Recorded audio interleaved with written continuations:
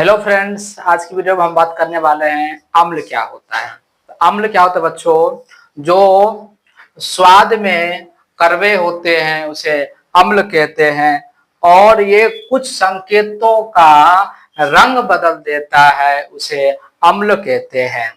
और ये आपको धातुओं के साथ जो प्रतिक्रिया करके हाइड्रोजन गैस बनाता है, मतलब कि कोई भी धातु हो उसे अभिक्रिया करता है और क्या बना देता है बच्चों? हाइड्रोजन गैस बना देता है। तो उसे हम क्या बोलते हैं? अम्ल बोलते हैं। पहले बात करते हैं कि अम्ल का उदाहरण क्या क्या है। आप अपने दैनिक जीवन में अम्ल का क्या क्या उदाहरण होता है। सब प्रथम हम बात करते हैं अम्ल किसमें होता है। आपने देखा होगा अम्ल नींबू में अम्ल होता है, दही में अम्ल होता है। क्यों होता है? क्योंकि दही खट्टी होती है। उदाहरण के तौर पर हम बात करते हैं, पहला उदाहरण कौन सा आपको? हाइड्रोक्लोरिक अम्ल। ये आपका जो HCl है ये कहाँ पाया जाती है? हमारे मुख्य एक प्रकार की अम्ल होता है जो पेट में क्या बनाता है? एसिडिक का काम करती है। दूसरा बच्चों क्या आपको? सल्फ्यूरिक अम्ल। इस अम्ल को हम किंग ऑफ रिएक्शन भी कहते हैं और ये आपको स्पेशली किसमें पाया जाता है बच्चों? बैटरी में इस्तेमाल किया। जो बैटरी बनती है, इन्वर्टर जो होता है, उसमें कौन सा अम्ल पाया जाता है? उस बैटरी के में आपका सल्फ्यूरिक अम्ल पाया जाता है। उसके बाद तीसरा आपको उदाहरण है नाइट्रिक अम्ल। यह अम्ल एक मजबूत अम्ल होता है जो आपका केवल उर्वरक बना, मतलब जो खाद बनता है बच्चों, खाद बनाने में इसका इस्तेमाल किया जाता है।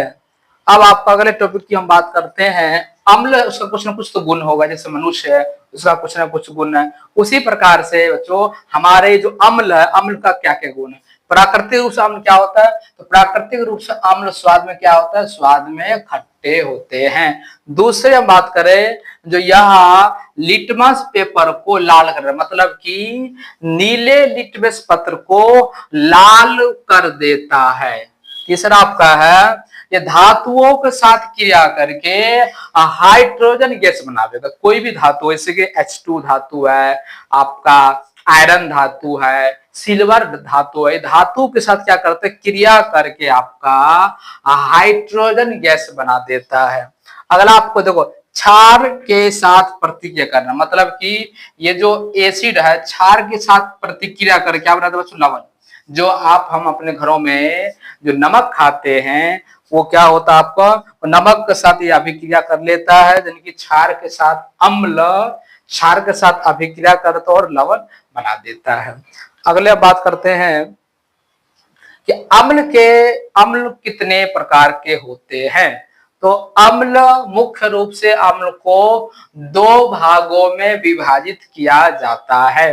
पहला आपका है प्राकृतिक अम्ल। जो प्राकृतिक अम्ल यह एक ऐसा अम्ल होता है जो हमें केवल प्राकृतिक से मिलता। प्राकृतिक क्या होता है बच्चों? जैसे मैं बात करूं फल, पशु, ये क्या होता है? प्राकृतिक अम्ल होता है। उससे जैसे कि पशु और फल से जो हमें अम्ल मिलता है उसको हम क्या बोलते हैं बच्चों? प्राकृतिक अम्ल। वो कौन सा अम्ल होता है? वो आपका साइट्रिक अम्ल होता है, आपका लैक्टिक अम्ल होता है। आपने देखोगे दही में होता है।